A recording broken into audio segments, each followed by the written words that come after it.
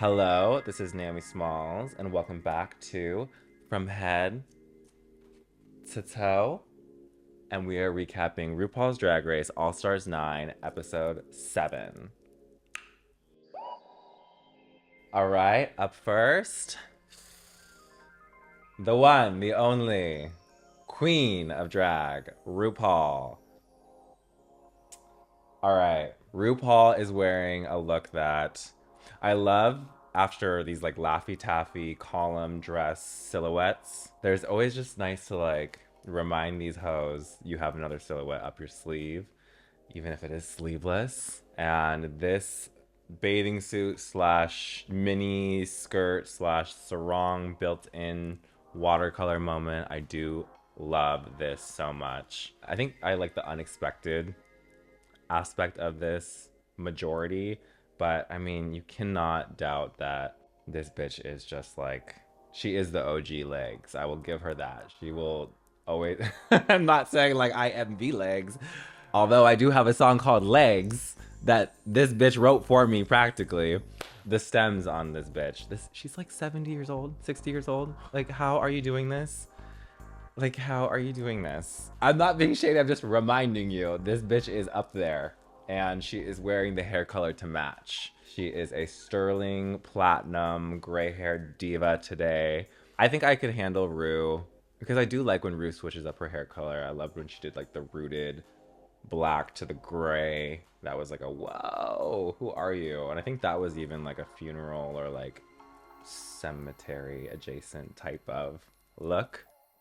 This with the white hair, I probably would have gone like a more of like a golden blonde, but that's just for continuity. Even like more of like a pin-up-y style I think could have been kind of cute with this, like more structured in the front and the back, just be like bouncy and flowy and behind her shoulders. And I would have probably just switched it out for like more of that like golden blonde that Rue can dip her toe into. Not the 613 like bright blonde, but like more of like a that fall autumn blonde we mentioned. My favorite detail, actually, because I think I'm just like so honed in on this, and now you've heard me talk about it multiple times, is I love that Rue is like, bitch, I'm a drag queen. I don't need the drag jewels. I don't need the big AB with the 12 cuts and the little like prong set everything around it. She has like a simple earring on, nothing on her arms, the inspo,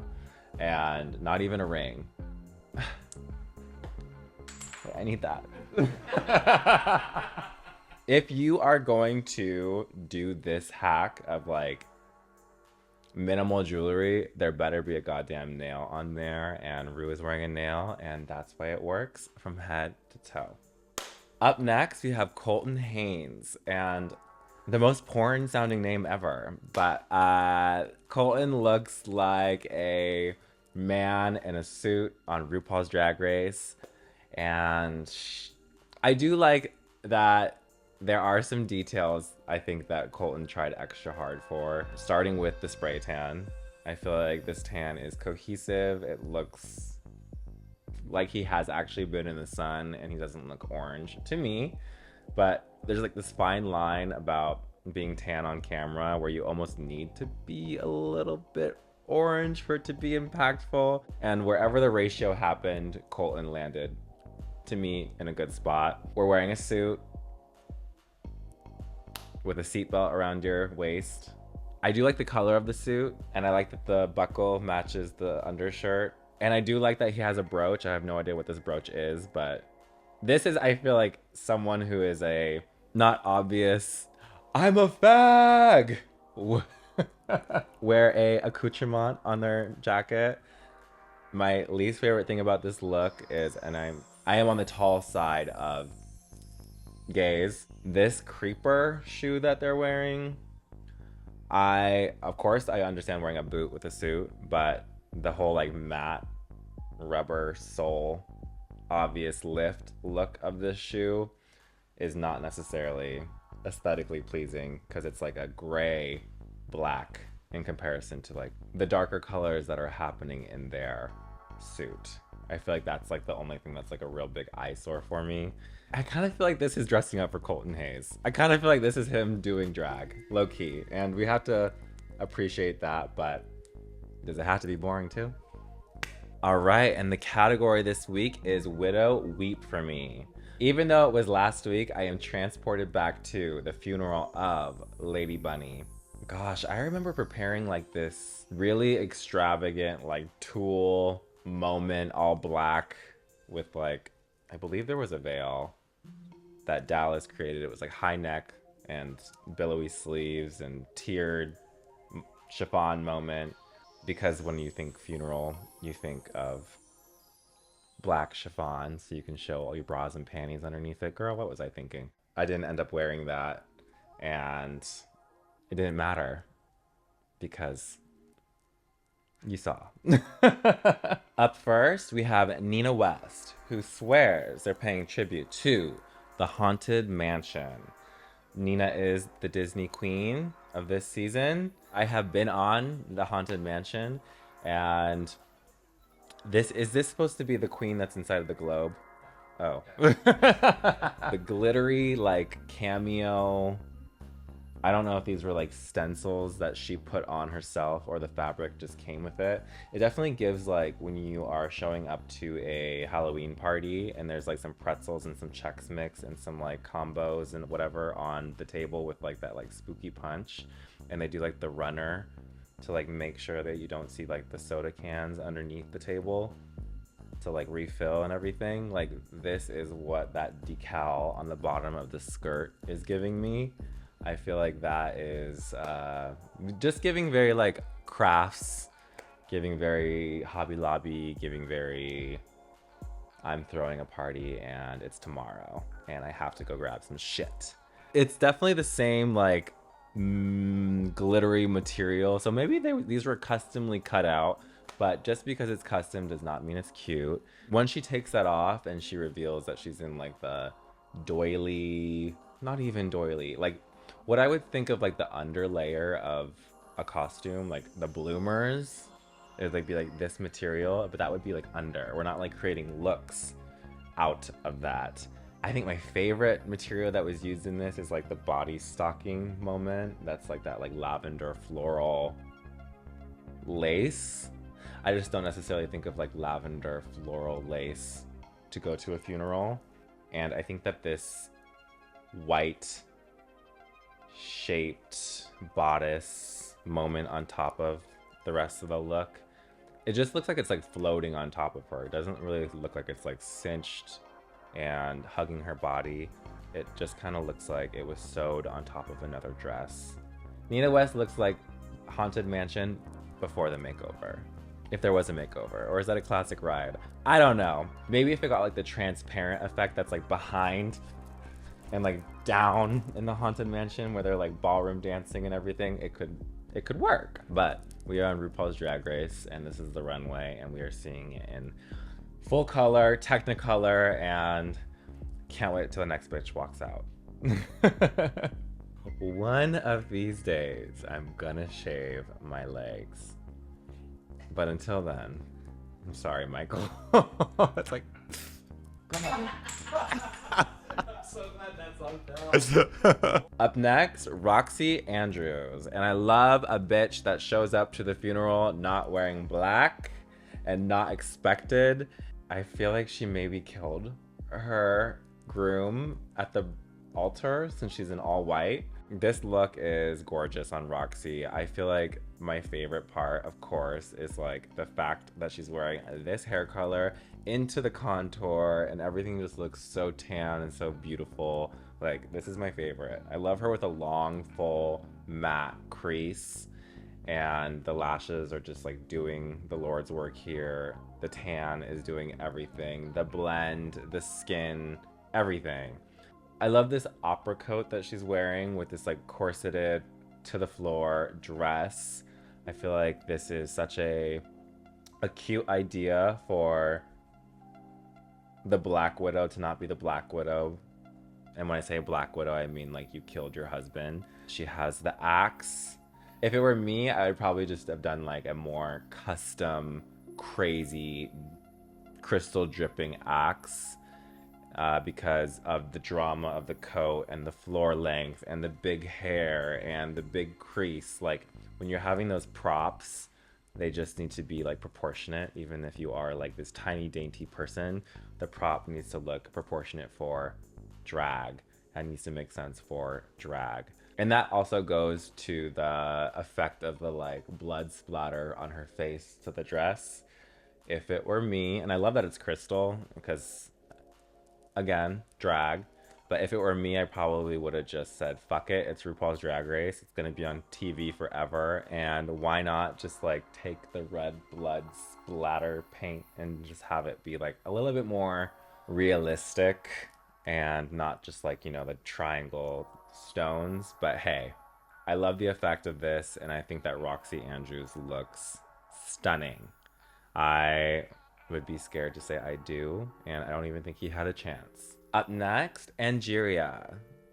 Up next, Plastique. I'm just kidding. Angeria, this week, everything. I feel like this is Angeria's best look I have seen this season. I'm trying to recap in my brain. The like huge collar that has like the spider effect is so amazing. I love this style of wig with this look. I love that it is corseted and comes down to the mermaid gown. I'm so happy to be able to even be saying these things right now because of Angeria's package we have seen so far. My mom taught me, if you don't have something nice to say, don't say it.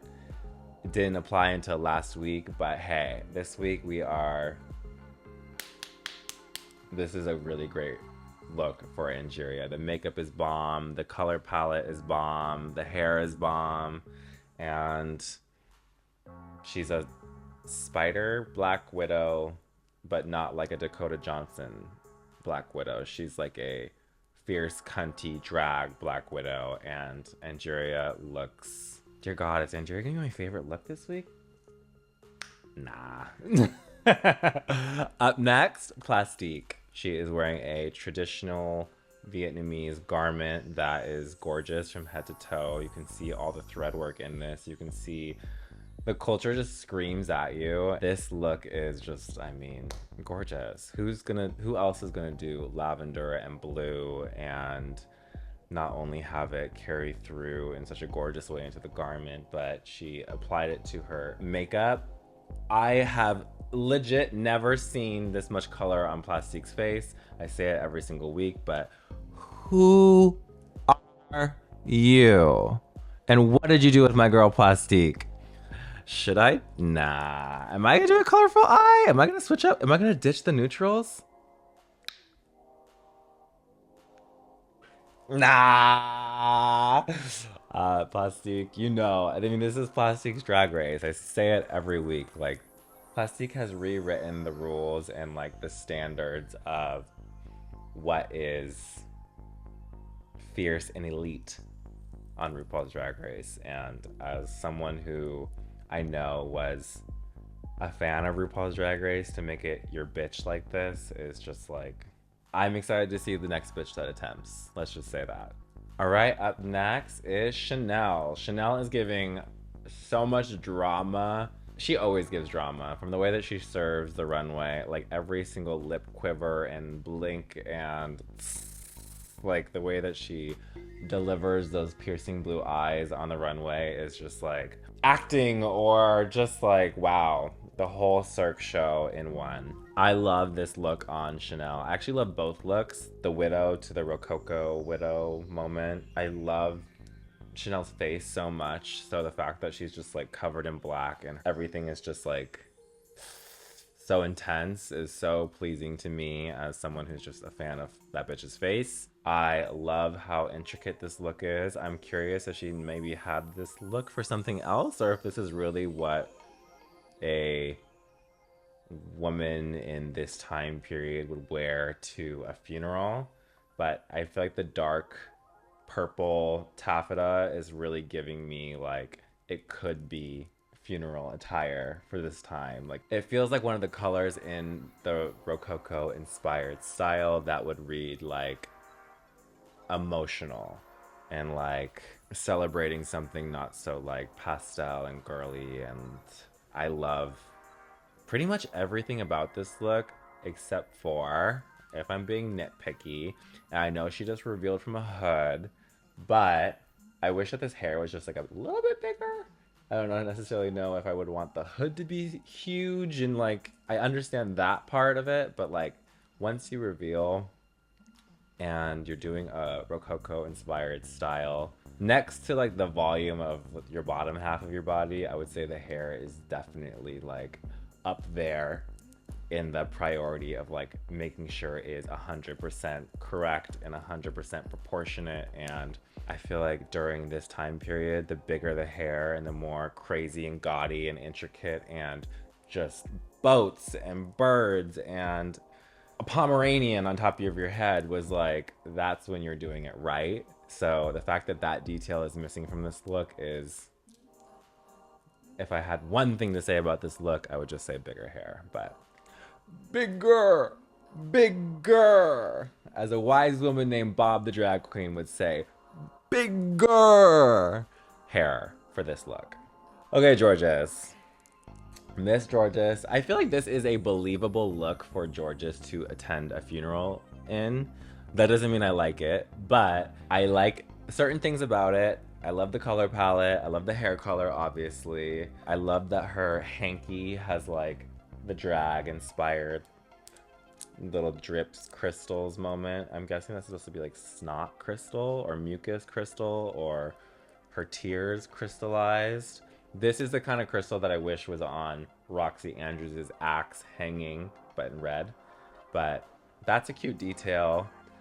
This feels very like common, a little like pedestrian. The coat is just a little like and she reveals it and she's in a red dress. When she's in just the red dress, I grew up like, my parents literally had to like pry the keyboard off of my fingers because I was obsessed with Sims. Like Sims was like my shit. And she is giving me very like Bella Goth, who is, I feel like, oh God, am I that old? I feel like I'm probably saying something about Georges's look that is fully over Georges's head. Bella Goth is the widow. Like, she is the sugar baby that whenever I played Sims, I always put Mr. Mortimer, I think his name is, or something like that, into the pool, and I deleted the ladder, and that bitch was stuck in there. So then he died, and then Bella Goth inherited all the money, and that is what Georges is giving me. My least favorite detail about this look, besides the fact that it is a little pedestrian, is the hair. This is a style that either was in the bottom of the wig box or hit some humidity before it got to Georges, because this looks human to me, the way it moves and the way it reacts to the light. But like, I feel like the curling set, like everything either came forward and is like blocking, which kind of just like closes in her face. It should be very obvious when you're walking that it's like, but for her, I feel like it just kind of like laid heavy. And the fact that it's black and it's contrast, it just like reads extra heavy. There's this like fine line with black hair where you have to have it be like styled so intricately for it to be like intentional on camera. And I feel like this is just definitely stuck in whatever humidity this wig was sent from. If it was sent from Florida, I feel like it's giving Florida up here. And the rest is giving the Sims universe. Up next, GOTTMIK serving black wax candle drip moment. All black, from black brow to black shadow to black wig to black veil to black, black, black, black, black, black, black, black. I think it's so smart to have these like, you know, when you go to like a restaurant and they have like the candles that are not like actual candles, but they're like the light up candle illusion. It's just like, you turn it over and you click. I feel like she incorporated those like glowing elements into this, and it really helps tell the story of a dripping wax moment. I feel like I've seen, even like, I mean, I was watching like a Britney Spears tour the other day, and they have like these like wax jackets, and your eye, when you see it, you don't necessarily know unless you're like a fucking crazy bitch like myself. And you who's watching now, like you don't necessarily know what it is. And I think that if she didn't have these like flames throughout this look, we'd kind of be like, okay, so you're just wearing like melted latex. Marco Marco, I love this silhouette. I love this boot. I feel like if I was to do anything different, maybe I would have done like some sort of like dark gray hair, just so like the veil would have popped extra special. I love this look. I love this boot. I love the black lace incorporated with the black wax. And this is just a really beautiful look on GOTTMIK with really beautiful skinny brow haunted makeup. Up next, VANESSA VANJIE. Miss VANJIE, if you're nasty. And I am obsessed with this look.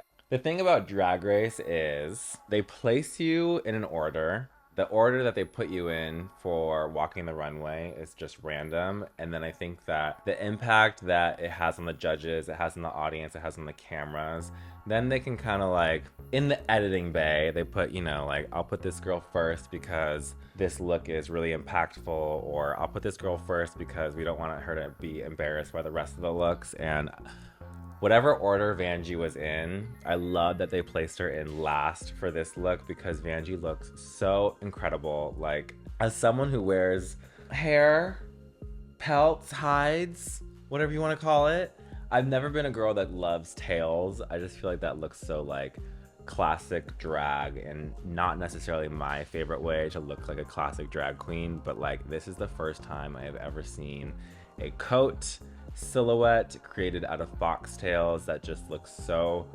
amazing and not cheap. This looks full, this looks regal, this looks impactful, and I want to go to whoever died and this party that she's attending, because this is it. This veil encapsulated bun moment and this hair color that I've never seen Vanjie wear. This is like a darkish, blondish, grayish up swooped with the crystal is just so pleasing to me. And then you work down the body and there's the crystal jewelry that's very drag. Like this is a very very drag look, like classic drag, and she's doing it just like so right.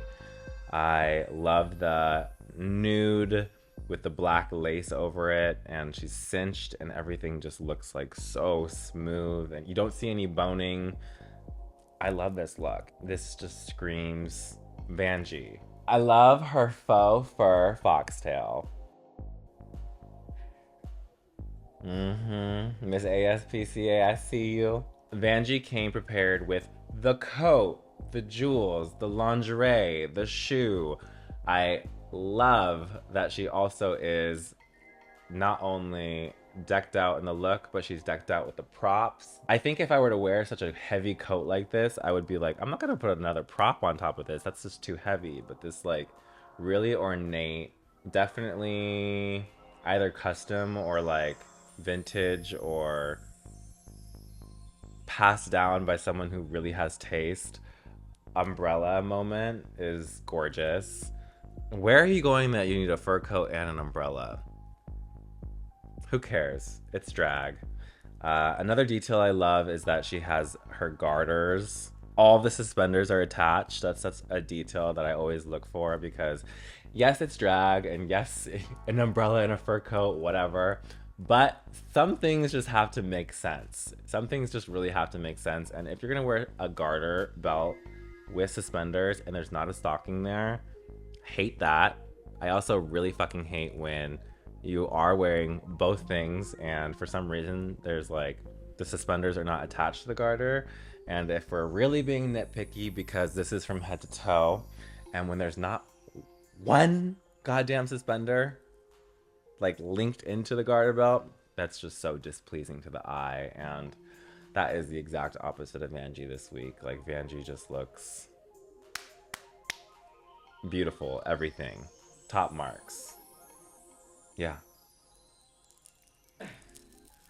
I can just hear so much. Like, it's so weird doing this week because I can just hear my earrings like closer to your ear than the mic does. Yeah. The best of this week for me, for sure. Regal, stunning, suspenders, clothes, umbrella, brought, fur, Faux, whatever we're calling it, gorgeous, veil, Vanessa, Vanjie, you look stunning. This bitch came prepared for the funeral.